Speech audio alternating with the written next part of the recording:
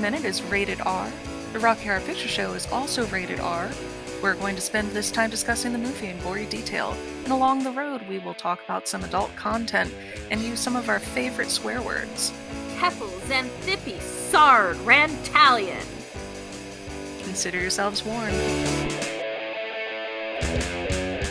Welcome to Rocky Horror Minute, the podcast where we go through the Rocky Horror Picture Show in excruciating detail, 1 minute at a time. We're your hosts, Leandra. And Kelly. And Peggy. And today we're talking about minute 5. So minute 5 is the wrapping up of the science fiction double feature song. It's also the last time that we really see the lips on the screen. And we start with I Want to Go, and then science fiction double feature ends. We then get that seamless fade into the wedding march, and you pan down the church. Yeah. So, that brings us to the end of science fiction double feature. What do we think of this song? So I love this. This is one of those songs that gets stuck in my head, but in a good way. Yeah. I love singing it. I love hearing it. There really aren't any bad versions of science fiction double feature as long as it's somebody who's enjoying themselves when they sing it. Yeah, I agree. I love science fiction double feature. I've loved it from the first time I heard it. I love all the science fiction references, of course. I just think it's a great song. I think it's one of the few songs in the movie that is a great standalone song that I would listen to if I were not listening to it as part of the Rocky Horror Picture Show. What not toucha? Yeah, exactly. Not Eddie's Teddy, but What? but yeah, this is one of the ones that when you take it out of the context of the movie, it still makes perfect sense and sounds great. So we do have a couple of credits to go through still, and some of these are kind of the zestiest. The next thing that we see on is makeup by Peter Rob King.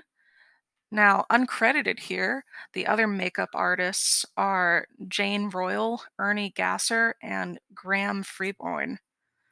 Peter Rob King also did the hair and makeup for The Dark Knight Oh. and at least one other Batman movie. He was also a makeup artist on Star Wars Episode 6 Return of the Jedi.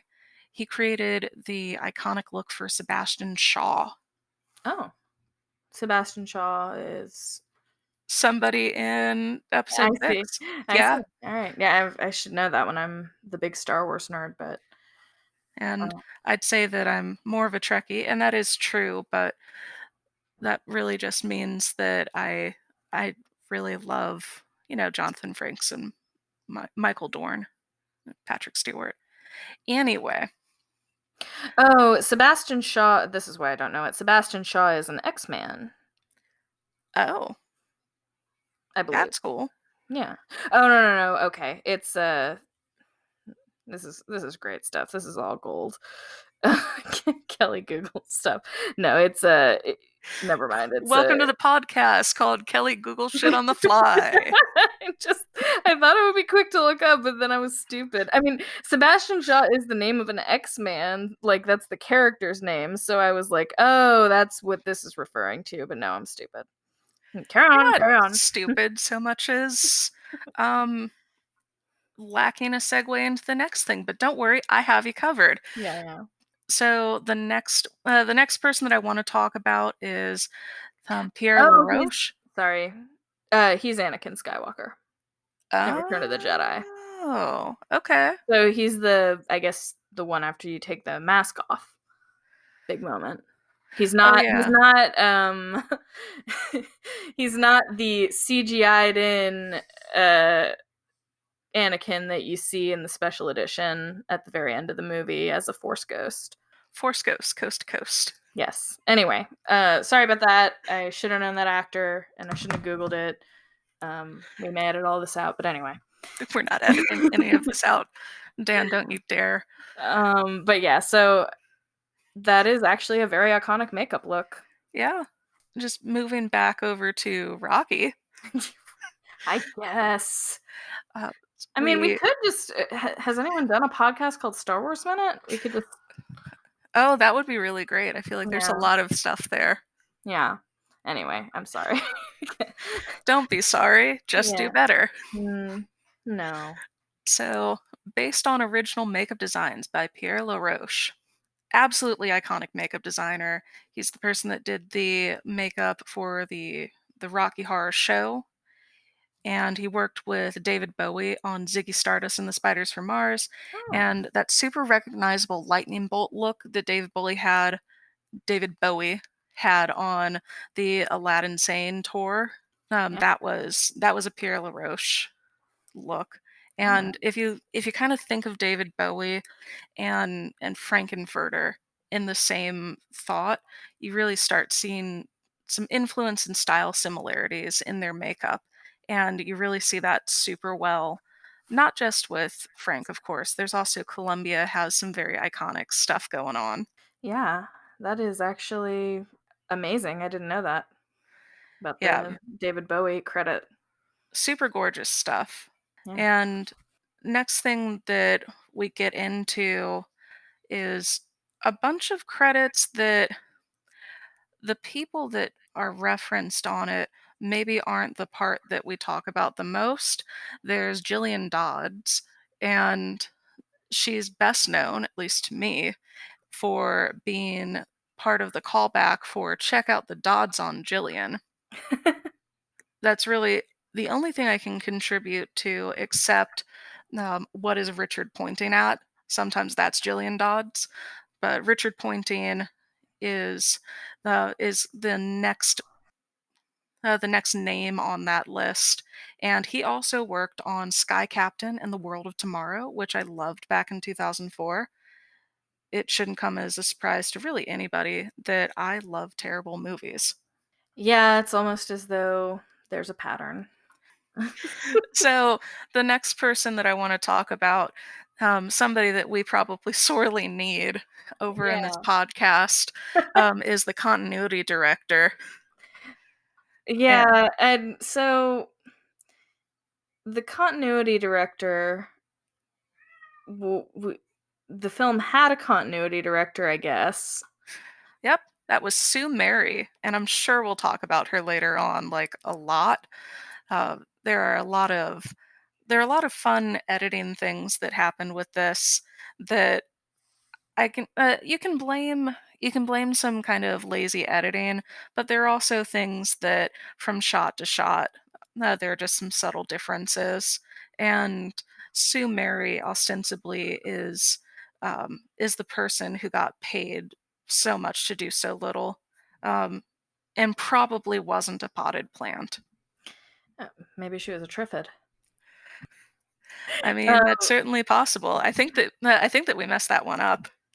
but yeah, I mean, there are a lot of continuity errors in the film, spoiler alert, that some of which are pretty major, but there's also like really minor things with costuming and makeup that drive me completely insane as a shadow caster and everyone. Because when you're trying to get a certain character's costume right and you realize that like it's not the same from shot to shot at all, it's really frustrating. Um, I would love to buy her a Polaroid camera. And I don't know, the continuity issues in Rocky Horror, some of the things that after I'd been doing Rocky for a little bit, I started noticing these more, and it was kind of like the next level in anal retentive Rocky Horror watching for me. Yeah, and but I mean, in general, I find the continuity errors that are pretty major to be kind of charming. So I guess I Yeah. don't really care. Again, if she is a human being, then I think that that Polaroids would have served pretty well to tackle some of the smaller continuity issues in the movie. But that's me playing backseat continuity editor for a film that is uh what 50 years old almost. 45 Yeah. this year. So Yeah, I mean, I guess that can be that your first stop when you get your time machine. Just go back in time, talk with Sue Mary, and go, "Hey, I got you this Polaroid. You'll thank me later." Yeah, I mean, to be fair, a Polaroid camera was probably beyond anything they had budgeted for something like continuity in the film. So, are there any other So we've production got credits? Yeah. Yeah, there are just a couple more that I wanna throw out there. Um, we've got the casting director, one of them, Celestia Fox. The reason I wanted to bring this one up is, one of my favorite callbacks is, "If Celestia is such a fox, why does it say 'uck' next to her name?" 'Cause she's the UK casting director. I'm Yeah. just delighted by that.